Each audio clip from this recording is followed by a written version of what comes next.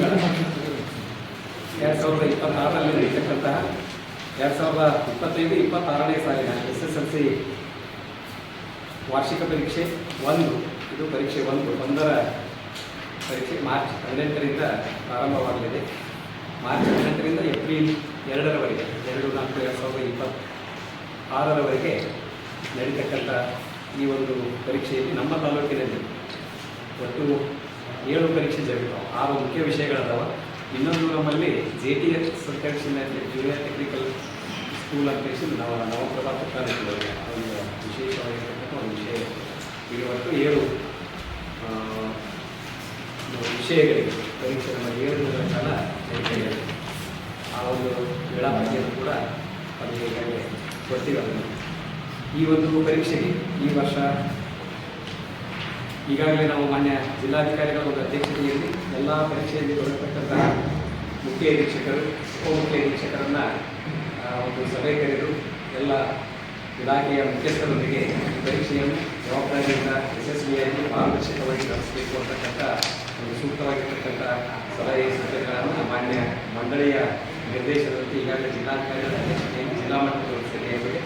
ಹಾಗೆ ಮಾನ್ಯ ತಾಲೂಕಾ ದಂಡಾಧಿಕಾರಿಗಳು ಹಾಗೂ ತಹಸೀಲ್ದಾರರು ಕೂಡ ಅವರು ಈ ತಾಲೂಕಾ ಪರೀಕ್ಷೆ ಸಮಿತಿಯ ಅಧ್ಯಕ್ಷರು, ಅವರ ಒಂದು ಅಧ್ಯಕ್ಷತೆಯಲ್ಲಿ ಕೂಡ ನಮ್ಮ ತಾಲೂಕಿನ ಎಲ್ಲ 22 ಕೇಂದ್ರಗಳ ಮುಖ್ಯಸ್ಥರಿಗೆ, ಉಪಮುಖ್ಯ ಅಧೀಕ್ಷಕರಿಗೆ, ಪ್ರಶ್ನೆ ಪತ್ರಿಕಾ ಪಾಲಕರಿಗೆ, ಮಾರ್ಗಾಧಿಕಾರಿಗಳಿಗೆ, ಜೊತೆಗೆ ಸ್ಥಾನಿಕ ಜಾಗೃತಿ ಬಂದವರಿಗೆ ಮತ್ತು ಮೊಬೈಲ್ ಸ್ವಾಧೀನಾಧಿಕಾರಿಗಳು, ಇಷ್ಟೆಲ್ಲ ಜನ ನಾವು ಪರೀಕ್ಷೆಯಲ್ಲಿ ಬರತಕ್ಕಂತಹ ಅಧಿಕಾರಿಗಳು, ಸಿಬ್ಬಂದಿಗಳಿಗೆ ಎಲ್ಲರಿಗೂ ಕೂಡ ಈ ಪರೀಕ್ಷೆಯನ್ನು ಕಟ್ಟುನಿಟ್ಟಾಗಿ ಜರುಗಿಸಲಿಕ್ಕೆ ಮಂಡಳಿಯ ನಿರ್ದೇಶನದಂತೆ ಪಾರದರ್ಶಕವಾಗಿ ಮಾಡಿಸಿ ಈಗಾಗಲೇ ಸಲಹೆ ಸೂಚನೆಗಳನ್ನು, ಮಾರ್ಗದರ್ಶನವನ್ನು ಈಗಾಗಲೇ ನೀಡಲಾಗಿದೆ. ತಾಲೂಕಾದಲ್ಲಿ ಕೂಡ ಒಟ್ಟು ಮೂಡಲಿಗೆ ವಲಯದಲ್ಲಿ ಈ ವರ್ಷ ಇರ್ತಕ್ಕಂಥ ಪರೀಕ್ಷಾ ಕೇಂದ್ರಗಳ ಸಂಖ್ಯೆ 22.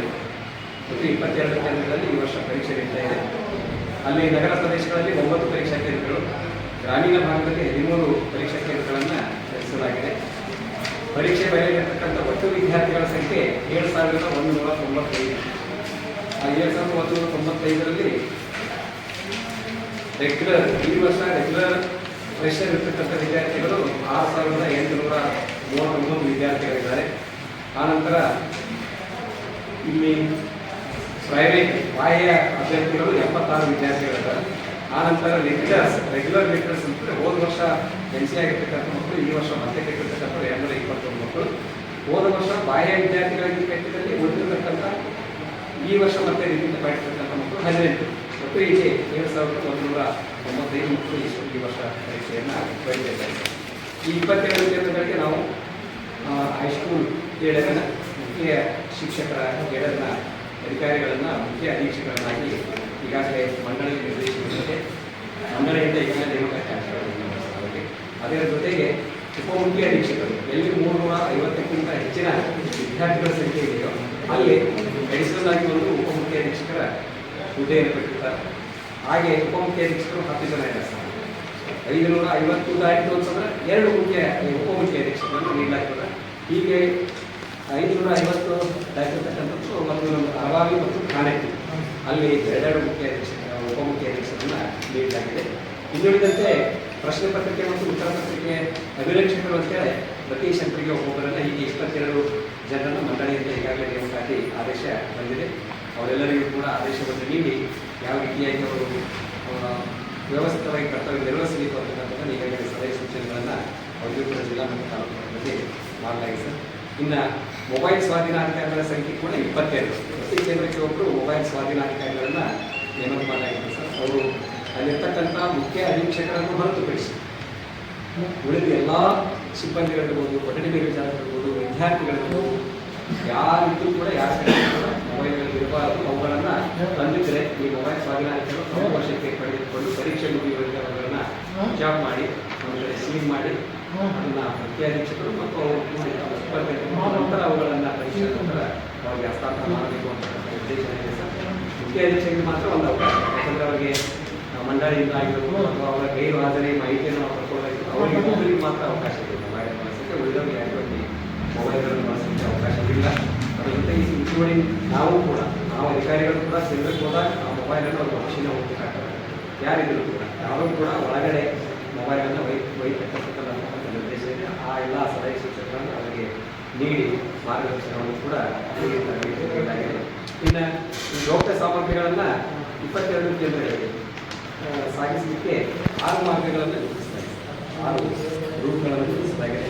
ಆ 6 ರೂಟ್ಗಳಿಗೆ 6 ಮಾರ್ಗಾಧಿಕಾರಿಗಳನ್ನು ಕೂಡ ನೇಮಕ ಮಾಡಲಾಗಿದೆ. ಅವರು ಖಜಾನೆಯಿಂದ ಪ್ರಶ್ನೆ ಪತ್ರಿಕೆಗಳನ್ನು ನಿಗದಿತ ಸಮಯದಲ್ಲಿ ಈ ಪರೀಕ್ಷಾ ಕೇಂದ್ರಗಳಿಗೆ ತಲುಪಿಸುವಂಥ ಕೆಲಸವನ್ನು ಮಾಡ್ತಾರೆ. ಅದು ವಿತ್ ಎಸ್ಕಾರ್ಟ್, ಪೊಲೀಸ್ ಎಸ್ಕಾರ್ಟ್ನೊಂದಿಗೆ ಅವರು ಹೋಗಿ ಅವರು ಸುರಕ್ಷಿತವಾಗಿ ತಲುಪಿಸ್ತಕ್ಕಂಥ ಕೆಲಸ ಮಾಡ್ತಾರೆ. ಅವರಿಗೂ ಕೂಡ ತೊಂದರೆ ಆಗಿರ್ತಕ್ಕಂಥ ಮಾರ್ಗಸೂಚಿ ಇದೆ. ಆ ಮಾರ್ಗಸೂಚಿಯ ಪ್ರಕಾರವಾಗಿ ತರಬೇತಿಗೂ ಕೂಡ ನೀಡಲಾಗಿದೆ. ಇನ್ನು ತಾಲೂಕು ಹಂತದಲ್ಲಿ 3 ವಿಚಕ್ಷಣಗಳ ಅಂದರೆ ಸಂಚಾರಿ ಜಾಗೃತಿ ದಳವನ್ನು ರಚನೆ ಮಾಡಲಾಗಿದೆ. ಮಾನ್ಯ ದಂಡಾಧಿಕಾರಿಗಳ ನೇತೃತ್ವದಲ್ಲಿ ಒಂದು ತಾಲೂಕಾ ದಂಡಾಧಿಕಾರಿಗಳ ಒಂದು ಟೀಮು, ಕಾರ್ಯನಿರ್ವಾಹಕ ಅಧಿಕಾರಿಗಳು ತಾಲೂಕು ಪಂಚಾಯಿತಿ ಅವರದೊಂದು ಟೀಮು ಮತ್ತು ಕ್ಷೇತ್ರ ಶಿಕ್ಷಣಾಧಿಕಾರಿಗಳ ಒಂದು ಟೀಮು, ಹೀಗೆ 3 ವಿಚಕ್ಷಣ ದಳಗಳನ್ನು ಅವರ ಒಂದು ಅಧ್ಯಕ್ಷತೆಯಲ್ಲಿ ಹಾಗೂ ಒಂದು ತಹಸೀಲ್ದಾರ್ ಅಧ್ಯಕ್ಷತೆಯಲ್ಲಿ ರಚನೆ ಮಾಡಲಾಗಿದೆ.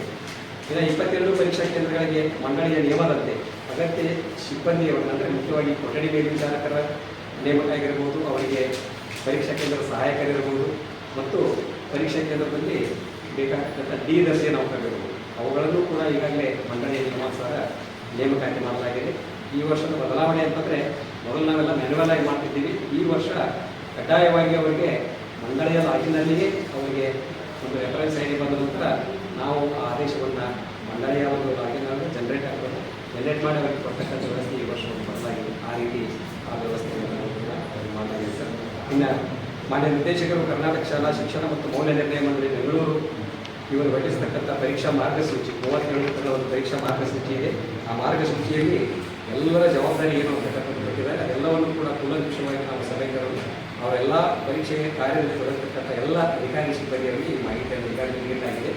ನಾಳಿನ ದಿವಸ ಅಂದರೆ 18ನೇ ತಾರೀಕಿಗೆ ಪರೀಕ್ಷೆ ಪ್ರಾರಂಭ ಆಗುವುದರಿಂದ ಪರೀಕ್ಷಾ ಹಿಂದಿನ ದಿವಸ ಆಯಾ ಮುಖ್ಯ ಅಧೀಕ್ಷಕರು ಆ ಪರೀಕ್ಷೆಗೆ ಕಾರ್ಯದಲ್ಲಿ ತೊಡಗತಕ್ಕಂಥ ಎಲ್ಲ ಕೊಠಡಿ ಮೇಲ್ವಿಚಾರಕರಿಗೆ ನಾಳೆ ಅವರು ಸಭೆ ಮಾಡ್ತಾ ಇದ್ದಾರೆ. ಸಭೆ ಮಾಡಿ ಕೊಠಡಿ ಮೇಲ್ವಿಚಾರಕರ ಜವಾಬ್ದಾರಿ ಮತ್ತು ಅವರ ಕರ್ತವ್ಯಗಳು ಏನಿವೆ ಅಂತಕ್ಕಂಥದ್ದನ್ನು ಸ್ಪಷ್ಟವಾಗಿ ಅವರ ಹಂತದಲ್ಲಿ ಅವುಗಳನ್ನು ತಿಳಿಸಿ ಮಂಡಳಿಯ ನಿಯಮದಂತೆ ಈ ವರ್ಷ ಯಾವುದೇ ರೀತಿಯಾಗಿರ್ತಕ್ಕಂತಹ ಅದು ಪಾರದರ್ಶಕವಾಗಿ ನಡೆಯಬೇಕು, ವ್ಯವಸ್ಥಿತಗಳು ನಡೀಬೇಕು, ಯಾವುದೇ ಗೊಂದಲಗಳಿಗೆ ಕರೆ ಮಾಡದಂತೆ ಪರೀಕ್ಷೆಗಳು ನಡೀಬೇಕು ಅಂತಕ್ಕಂಥದ್ದು ಯಶಸ್ವಿಯಾಗಿ ನಡೀಬೇಕಂತಕ್ಕಂಥ ಸೂಚನೆಗಳನ್ನು ಅವರು ಆ ಮಾರ್ಗಸೂಚಿಯಂತೆ ನಾಳಿನ ದಿವಸಗಳನ್ನು ಆಯಾ ಕೇಂದ್ರಗಳಲ್ಲಿ 22 ಕೇಂದ್ರಗಳಲ್ಲಿ ನೀಡಲಾಗ್ತದೆ ಸರ್.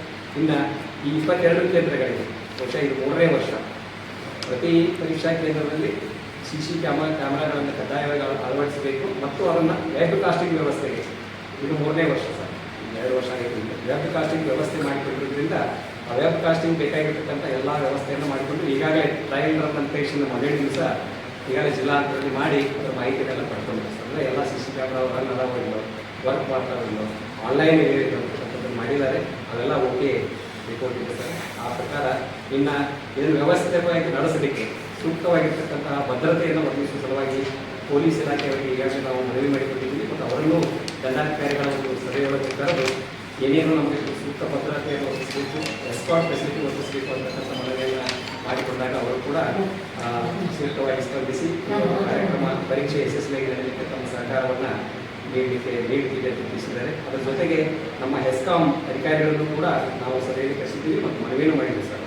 ಯಾಕಂದರೆ ಈ ಒಂದು ಪರೀಕ್ಷಾ ಸಂದರ್ಭದಲ್ಲಿ CC ಕ್ಯಾಮ್ರಾ ಮತ್ತು ವೆಬ್ ಕಾಸ್ಟಿಂಗ್ ಇರುವುದರಿಂದ ಯಾವುದೇ ರೀತಿಯಾಗಿ ವಿದ್ಯುತ್ ವ್ಯತ್ಯಯ ಆಗಬಾರದು ಅಂತಕ್ಕಂಥ ರೀತಿಯಲ್ಲಿ ಪರೀಕ್ಷಾ ದಿನದಂದು ನಿರಂತರವಾಗಿ ವಿದ್ಯುತ್ತನ್ನು ಕೊನೆಯ ಪಕ್ಷ ನಮಗೆ 9 ಗಂಟೆಯಿಂದ 2 ಗಂಟೆಯವರೆಗೆ ಯಾವುದೂ ವ್ಯತ್ಯಯ ಆಗಲಾರದಂತೆ ವಿದ್ಯುತ್ ಸರಬರಾಜನ್ನು ನೀಡಬೇಕಂತೇಳಿ ಅವರಿಗೆ ಮನವಿ ಮಾಡಿಕೊಂಡಿದ್ದೀವಿ. ಅದಕ್ಕೆ ಅವರು ಕೂಡ ಸಮ್ಮತಿಯನ್ನು ನೀಡಿದ್ದಾರೆ, ವೇಳಾಪಟ್ಟಿ ತೆಗೆದುಕೊಂಡಿದ್ದಾರೆ. ಆ ಅವಧಿಯೊಳಗೆ ಯಾವುದೇ ರೀತಿಯ ವಿದ್ಯುತ್ ವ್ಯತ್ಯಯ ಆಗದಂತೆ ನಾವು ನಿಗಾ ವಹಿಸ್ತೀವಿ ಅಂತಕ್ಕಂಥದ್ದು ಕೂಡ ಅವರು ಹೇಳಿದ್ದಾರೆ.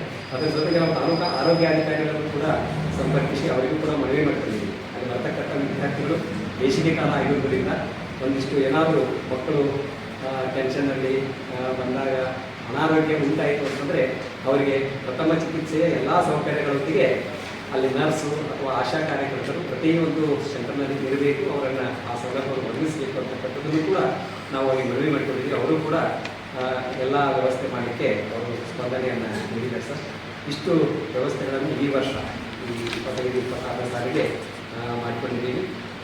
ಈ ಒಂದು ಮಂಡಳಿಯ ನಿರ್ದೇಶನ ಮತ್ತು ಸರ್ಕಾರದ ನಿರ್ದೇಶನದಂತೆ ಪಾರದರ್ಶಕವಾಗಿ ವ್ಯವಸ್ಥಿತವಾಗಿ ಪರೀಕ್ಷೆಗಳು ನಡೀಬೇಕು ಅಂತಕ್ಕಂಥ ನಿಟ್ಟಿನಲ್ಲಿ ಸಕಲ ವ್ಯವಸ್ಥೆಗಳನ್ನು ತಹಸೀಲ್ದಾರರು ದಂಡಾಧಿಕಾರಿಗಳ ನೇತೃತ್ವದಲ್ಲಿ ಸಭೆ ಮಾಡುವ ಮೂಲಕ, ನಮ್ಮೆಲ್ಲ ಸಿಬ್ಬಂದಿಗಳು ಸಭೆ ಮಾಡುವ ಮೂಲಕ, ಮುಖ್ಯ ಶಿಕ್ಷಕರಿಗೆ ಇದರ ಮೂಲಕ ಸಭೆ ಮಾಡಿ ತಿಳಿಸುವ ಮೂಲಕ ಎಲ್ಲ ವ್ಯವಸ್ಥೆಗಳನ್ನು ಪೂರ್ವಭಾವಿ ಇದನ್ನು ಮಾಡಿಕೊಂಡು ಇನ್ನು ಮುಂದೆ ಬರ್ತಕ್ಕಂಥ 18/3/2026ರಿಂದ 2/4/2026 ನಡೆಯತಕ್ಕಂಥ ಪರೀಕ್ಷೆಗಳು ಯಾವುದೇ ರೀತಿಯ ಗೊಂದಲಗಳಿಲ್ಲದಂತೆ ಪಾರದರ್ಶಕವಾಗಿ ವ್ಯವಸ್ಥಿತವಾಗಿ ನಡೀಲಿಕ್ಕೆ ಬೇಕಾಗಿರ್ತಕ್ಕಂಥ ಎಲ್ಲ ಒಂದು ಏನು ವ್ಯವಸ್ಥೆ ಮಾಡ್ತಾರೆ